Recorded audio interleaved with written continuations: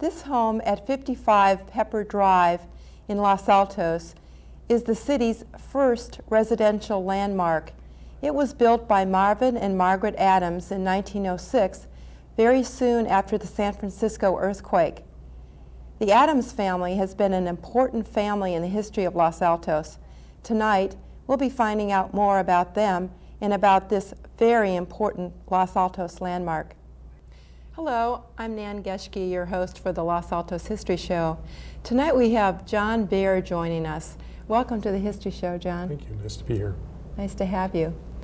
John is a partner in a venture capital firm here on the peninsula, and he and his wife Lois and children currently live in San Francisco, but they're planning to move to 55 Pepper Drive as soon as their planned restoration of the property is complete. John, how did you and your wife get interested in Los Altos in general and 55 Pepper Drive in particular? We were looking for a house in the Mid-Peninsula area, looking for a community to raise our family, and looking for an older home, one that had some character and charm to it, and one that really hadn't been mucked up as often older homes are. So have you been looking long for an older home? We started looking, it took us about 9 months to find a house. Oh, that's interesting. So what was it that attracted you so much to 55 Pepper? Well, it's a delightful old home, man. It really has had some updating over the years, but really nobody has gone in and altered the things that make an old home so wonderful.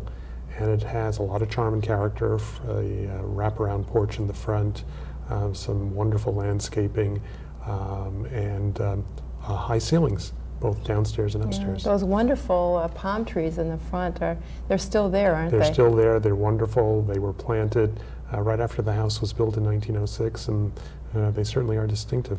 Yeah. Now, I understand, John, you've been a collector of stuff, you say, from the time you've been age 6 That's or correct. under. What kind of stuff did you collect at age 6? A little bit of everything. My grandparents had a house up in the Adirondack Mountains in upstate New York, and had an old barn, and I used to collect whatever I could find in the old barn. And my collecting taste has gotten a little more sophisticated since then. About 20 years ago, I started collecting Victorian and turn-of-the-century furniture, and then about 10 years ago or so, I started collecting antique lighting.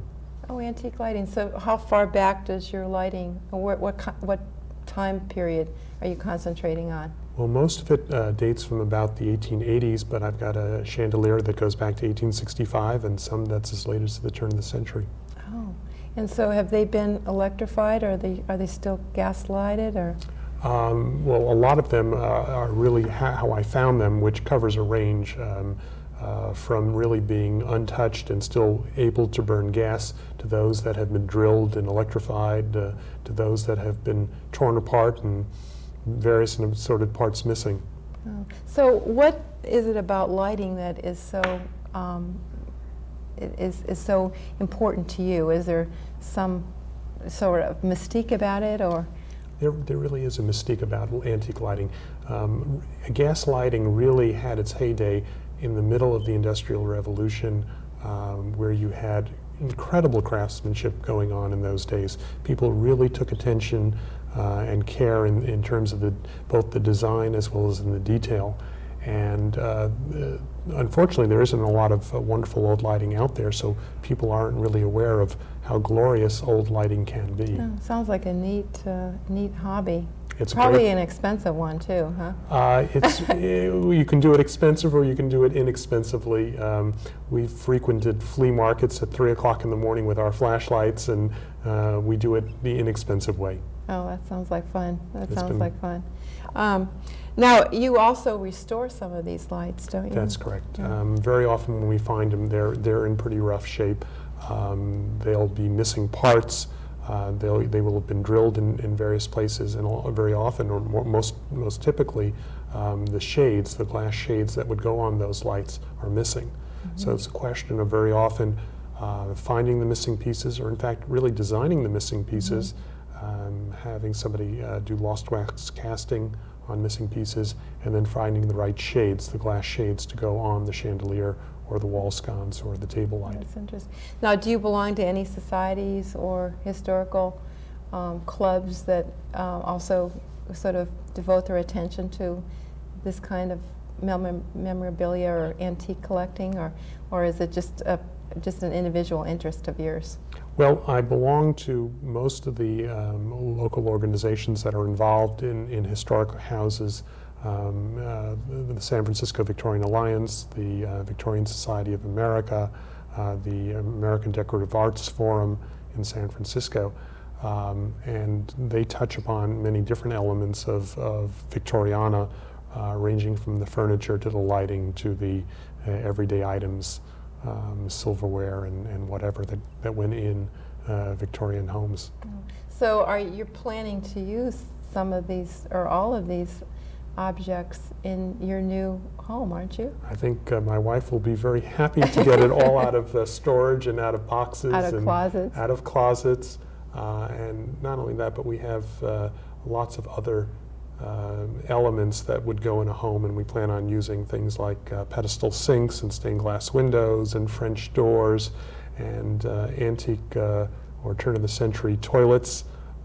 Oh, so you have fixtures and hardware and... Right, yeah, doorknobs and hinges and all sorts of things, really, to make an old house complete. Oh, that's neat. I know I wear another hat, and that's I'm chair of the Historical Commission here in town, as you know, John. And one of the projects that we've had for this past few months has been reevaluating properties. And since you've purchased the home, we've reevaluated the home on Pepper Drive, and because you've done such a great job at researching the home, we have actually increased the number of points that we've had. That's how we score a home. And so one of the ways that we look at a home is not just from its architecture and how old it is, but also who's been associated with the home. And like what we said at the beginning of the show was that this home was built by Marvin and Margaret Adams in 1906, right after the earthquake. And we know that they were very important to the town of Los Altos, or the little community of Los Altos that hadn't been incorporated yet. That didn't happen until the 1950s. But the community was growing, and the Adams were important to the beginning of this town. What do you know about the couple? Do you? I know that their one son just passed away this year. That's correct. But what do you know about Margaret and Marvin Sr.? Well, they have an interesting background, actually. They came from the East Coast. They moved out to California in 1906. Marvin was a sugar broker for the Lamborn Company prior to moving to California and actually retiring at the age of 36. Pretty unusual in those days for somebody to retire. 36. Very, very young. And Margaret was actually quite accomplished in her own right. She was had an education, had a master's degree from NYU, and then taught logics at Hunter College for a number of years, and then was married, and they moved to California. I remember reading taped, actually the transcript of a taped interview with Marvin Adams Jr. and his description of his mother was very glowing. It was very obvious from what he was saying about her that he admired her a great deal, and he called her a suffragette. So it kind of follows that she was well educated, and she seemed to be kind of in the thick of things. Absolutely. Taught school and so forth. But I understand that you have been in contact with some of the relatives of Marvin Adams Jr., and you've been able to uncover some artifacts that you want to share with us Yes, today. actually. Marvin died about a year ago or so, and recently his home, the family had actually moved from the house on Pepper Drive to another home on University Avenue about 1919, and they lived there, and actually Marvin Jr. lived up there up until he died about a year ago or so. And the family was kind enough to lend me a number of the photographs and diaries and other materials. And there's some wonderful photographs. Why don't we start with the diary We'll start first. with the diary. Well, this diary is actually just wonderful. It's a diary from 1906, and I'd like to read a couple of entries here. One of the nicest entries is from April 16th, 1906. Emma, and this was written by Mrs. Adams. Emma met us in Palo Alto. We drove to Emma and Ed's house, where we will stay until we build in, and then there's a question mark. She doesn't know exactly where exactly what the town is, and of course Los Altos really didn't exist in 1906. The town really wasn't founded until 1907. And then another notation says, arrived at Mountain View, and presumably they had taken the train down. And Tuesday, April 17th, went up to our new orchard where our house is to be, and perfectly delighted with it. A most beautiful place with fine outlook. Oh, that's charming. It's really quite charming. And then she comes to visit the ranch several times, and then on May 16th, she writes, are going to live on our ranch this afternoon. Marvin Jr. and I will sleep in tent. And then, of course, the next day moved to the tent on our ranch. So they lived in a tent while they started to prepare for this home that was going to be built. Apparently so. Or ranch, they called it. The ranch, right. And it was a working ranch. They wound up buying 30 acres of land and planting it with apricots and I believe peaches and cherries and perhaps some other fruits as well. That's interesting. I just wanted to see if the camera could pick this up. It's so small. You see that? This diary in 1906. And you said that there was also an entry. Probably didn't get a very good picture of that. Okay. There was another entry for the day of the earthquake? Yes, actually we can go back to that. And I guess Margaret was the master of the understatement. Wednesday, April 18th, the only entry is terrible earthquake at 5:13 a.m. Really the master of the understatement. Yeah. But the other interesting trivia in this is that the house was built relatively quickly, and it's actually very surprising given the shortage of building materials and really skilled labor at the time. On July 2nd, the notation says concrete foundation is being put in for our new house. And then we moved to October 27th, and the house is done. Oh my. Moved from a tent into our new house today. That is unbelievable.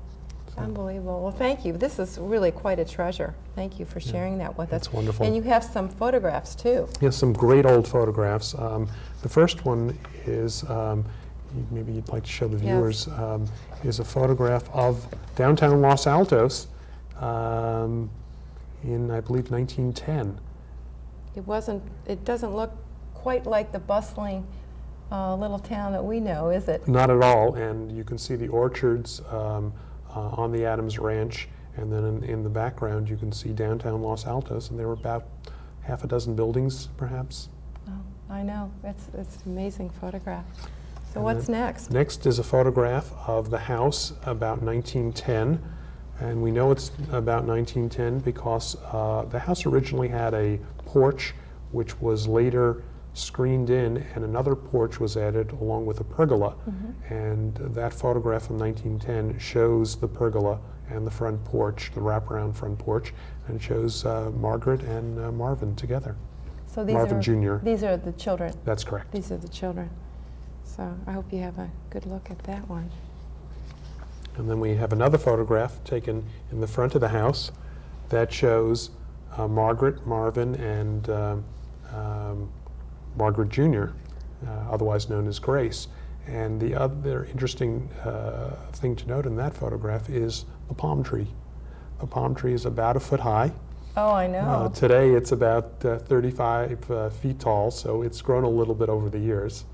That's marvelous to get the perspective on that. Right. It's really wonderful. By looking at these old photographs. So. And this picture is just delightful. It's a photograph taken in the orchard, and it's Marvin Jr. and Grace bicycling through the orchard, and that's just a wonderful. It captures an era of time that doesn't exist anymore in Absolutely. Los Altos. So it's really kind of a romantic picture, isn't It's it? a very romantic photo. And then I have a photograph of Marvin Sr., and I'd like to read the notation on the back because, again, I think it talks to the period of time. And it says, Mr. Marvin O. Adams, Western representative of A.H. Lamburn and Company, those are the sugar brokers of New York, sugar brokers, due here from Manila in about a week from now. Oh, gosh. So this is Marvin Sr. And he was, as we said, retired, but actually a gentleman farmer and a sugar broker, and was also in politics of sorts in Los Altos. Wasn't he involved with the school district at one time? He was the first president of the school district. He later was a founder of a bank in Los Altos and became vice president of that bank, and he actually helped finance a number of the other orchards in the area. So he was very active. Really interesting. I guess he couldn't stay retired very long. He couldn't. Well, I guess that's what happens to these entrepreneurs even today. That's right. There really is an entrepreneurial heritage and this of is the a valley. picture of Marvin Sr. and his daughter. Grace, that's Grace. correct. And that was taken about 1915 or 1917. And as you'll note, the palm tree has grown a little bit in the ensuing 10 years or so. Good. Thank you for sharing these. These are wonderful. I have never seen these photographs before, and this is a wonderful treasure that you've uncovered for us. Thanks so much. Before we get on to your project and what you're planning to do, I know that both Mr. and Mrs. Adams Sr. were very prominent in the town, but also their children were also very important. And I know that Mrs. Adams, as well as her daughter-in-law, were involved with the San Antonio Club, as well as and also the Garden Club. So their names keep popping up throughout the sort of the history of Los Altos. So we really do consider them an important family, and really up until this year have been sort of continuously living in Los Altos. So that's correct. Probably one of the longest-lived residents of Los Altos. Marvin Jr. Moved to Los Altos in 1906 and died 90 years later. So. Oh, wow! Yes. So let's get on to your project. I know that you're just beginning. That's correct. What do you have planned for the home? Well, our intention really is to take the house and bring it back to the way it was. The house has gone through a number of changes and iterations over the years. Some of those have been intentional and some of them have been unintentional. We believe somewhere around in the 1920s, there was a fire in the attic. The third floor of the house had housed the servants when the Adams first built the house. And we believe there had been a fire there, and when the roof was reconstructed, it was constructed as a flat roof instead of a hip roof, and they put a balustrade around it. And that, of course, probably looked fine in 1920, and really looked fine up until recently, but having now discovered a number of the original photographs of the house, our intention is to restore the roof line. And there have been a number of other changes to the house over the time. I had mentioned earlier the original front porch had been screened in. The house in the 1920s had been turned into apartments, and that screened-in porch had actually been walled over, and we're going to restore it really to a sunroom kind of environment. All right. So what your plan is then is to, I guess what you could sum up your philosophy of restoration is to try to bring it back to what you consider its original state? As much as we can, bring it back to the original state, but also recognize that it's a home for us to live in, and modern plumbing and appliances. Nice to have. Are nice to have, very nice to have, and but we're really going to maintain the flavor of the house from the turn of the century. Yeah. What are some of the wonderful interior features that sort of captured your heart? Well, the one that you notice most prominently when you walk in the house is the staircase, and there's an open railing at the top with the bedrooms coming off from each of those railings, and we plan on maintaining that. And you notice the scale. You've got 10-foot high ceilings and rooms that are really very large by today's standards, and certainly very large by turn of the century standards as well. You must be very excited about starting this project. Very excited. Intimidated too, I know. It's quite a big project. Must feel that way as well. Yes, very well, big it's project. been just delightful to be talking with you tonight, John, about your project and also about the Adams family. We certainly appreciate all the research that you've done. I know we've really just scratched the surface in terms of talking about the family and their importance to Los Altos, but also I want to congratulate you and your wife on really taking on a project like this, because it's important to the city to have people like yourselves who really want to devote that time to restoring an old home, because it takes a special kind of person to be able to do that. We're going to be going out to meet John and Lois, hopefully your wife, Hopefully. in a couple of weeks, and to tape some before pictures of John and Lois's home on Pepper Drive. And I hope that you'll invite us back after the project is complete so we can take Absolutely. some after pictures. Certainly. That would be wonderful. That would be wonderful. So that's all for what we're going to be taping this evening, but please stay tuned for our location roll-in. So thanks again, John, and Thank you. let's go to that roll-in now. We're here with John and Lois Baer. Hi, Lois. Hi. We didn't get to speak in the studio. No. You weren't. John was alone. But we're here on a Saturday afternoon. It's a November day, and there's a little nip in the air. We've had some awfully warm weather this spring and summer and fall, so it kind of feels good to have fall upon us. We're in front of John and Lois's project, which is 55 Pepper, the property that we've been talking about in the studio. Now, it's quite overgrown here in the front of the property, John and Lois. Are you planning to do any landscaping at all after your project, or what's the plan here so that we can actually see this beautiful home? We're going to make a number of changes, Nan. The idea is to strike a balance here between opening up the property a little bit more so that people can see part of the house from the street, that it's an inviting entrance to the house, and balance that with a need to maintain some level of privacy and maintain a feel of this house being surrounded by wonderful vegetation. And so our hope is, as you may see in front, we'll hopefully put in a picket fence, transplant some of the roses that are here on the property. There are 100 or 200 rose bushes. Put some in front of the picket fence, some behind, and then hope to plant a number of fruit trees in the front and in the back of the property. But the most striking feature of the property, as I'm sure you've noticed, are the palm trees, and we plan to keep them just where they are. They're beautiful. Well, I know that Mrs. Adams was quite a gardener, and do you think that some of these rose bushes may have come from her? It's entirely possible. We don't have any documentation on any of the roses, but it does appear that some of the foliage has been here a very long time. Now, Lois, I understand through John that you've hired a colorist, to help you with selecting the paint colors. How does that work? I've never heard of any such person. Well, first, John and I went through many books looking at some color ideas and looking at what's been done in other homes, and we got kind of an idea of what we liked. We also had driven around various neighborhoods looking at houses and picking out colors that we liked.